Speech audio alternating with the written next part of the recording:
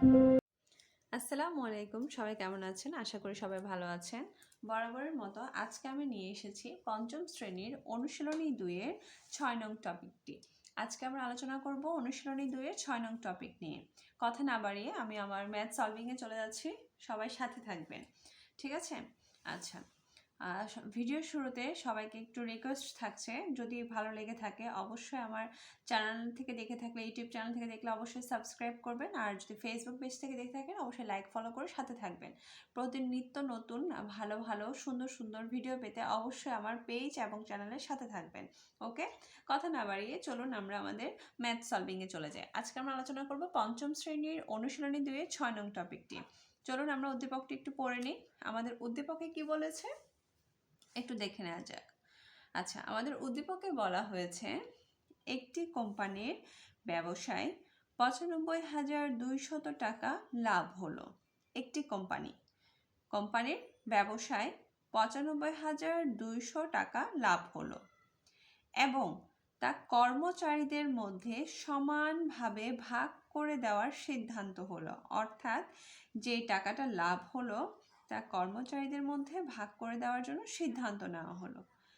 যদি প্রত্যেক কর্মচারী 800 টাকা করে পান, অর্থাৎ একজন কর্মচারী যদি 800 টাকা করে পায়, প্রতিজন বলতে আমরা কি বুঝি? এক বুঝি। তাহলে একজন কর্মচারী যদি 800 টাকা করে পায়, তাহলে কর্মচারীর সংখ্যা কত? কি বের করতে বলেছে? কর্মচারীর সংখ্যা। আচ্ছা, তাহলে 800 টাকা কয়জনে পায়? একজনে পায়।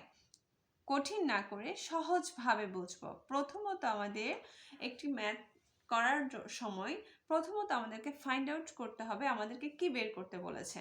এখানে কি বের করতে বলেছে? তাহলে কর্মচারীর সংখ্যা কত?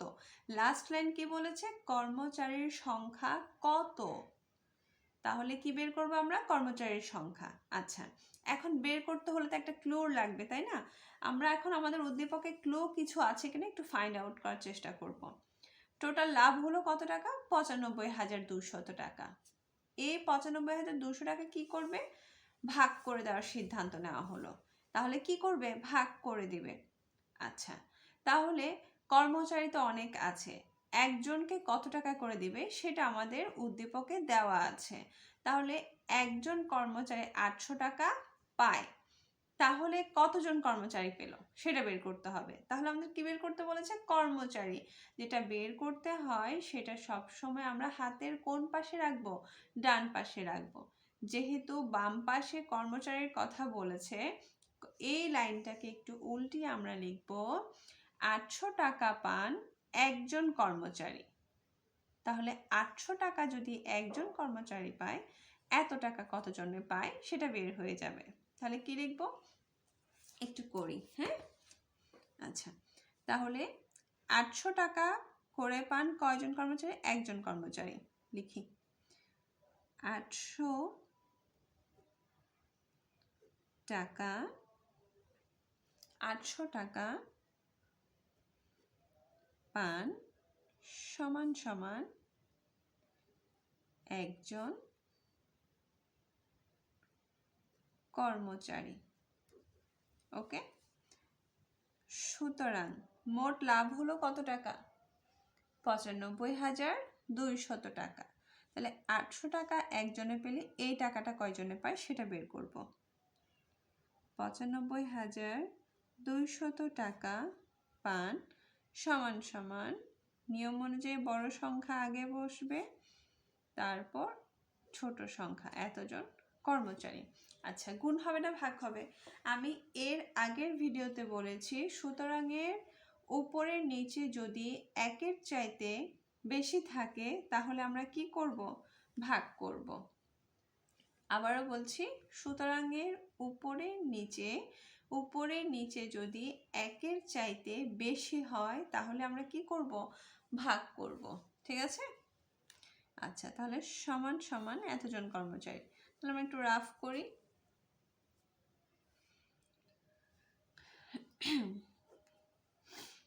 800-কে 95,200 দ্বারা ভাগ।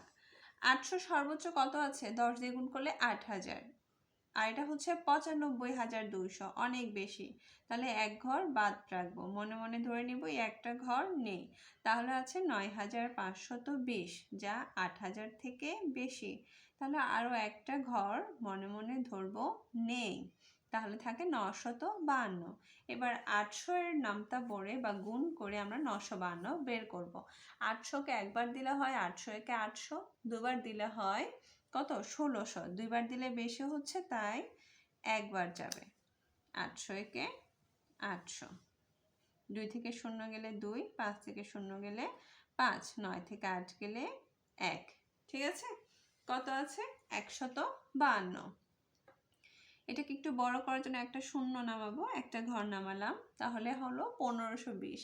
এখন দুবার দিলে তো 1600 হয়, বেশি হচ্ছে তাই আবারও একবার যাবে। 800 একে 800, 0, 2 থেকে 0 গেলে 2, 15 থেকে 8 গেলে 7, 720। আরও একটা ঘর নামালাম, 7200। 800কে 8 বার দিলে 8 8 হয় 64, অর্থাৎ 6400। তারপরে 9 বার দিলে হয় 8 নং 72, 9 বার দিলে 8 9 72, 800 এর দুটা শূন্য, অর্থাৎ 800কে 9 দিয়ে গুণ করলে হয় 7200। ঠিক আছে, তাহলে কত আসলো ভাগফল 119। তাহলে 95,200 টাকা 119 জন কর্মচারী পান। ঠিক আছে, আমাদের কি বের করতে বলেছে? যদি প্রত্যেক কর্মচারী 800 টাকা করে পান তাহলে কর্মচারীর সংখ্যা কত? তাহলে কতজন কর্মচারী পেল? 119 জন কর্মচারী পেল। তার মানে আমাদের কর্মচারীর সংখ্যা কত? 119 জন কর্মচারী। সুতরাং কর্মচারীর সংখ্যা 119 জন। উত্তর 119 জন। ঠিক আছে, এই ছিল আজকের টপিক। ভালো লাগলে অবশ্যই লাইক কমেন্ট করে সাবস্ক্রাইব করে আমার সাথে থাকবেন। আর যদি না বুঝে থাকেন অবশ্যই আমাকে মাস্ট বি রিকোয়েস্ট থাকবে, আমাকে কমেন্ট করে অবশ্যই জানাবেন যে টপিকটা আমরা বুঝতে পারিনি বা বুঝিনি। তাহলে আমি আরও একটু সহজ উপায় যদি থেকে থাকে আমি ওই পদ্ধতিটা ফলো করে আরও নতুন একটা ভিডিও নিয়ে আসব। ঠিক আছে, সবাই ভালো থাকবেন, সুস্থ থাকবেন। আল্লাহ হাফেজ, আসসালামু আলাইকুম।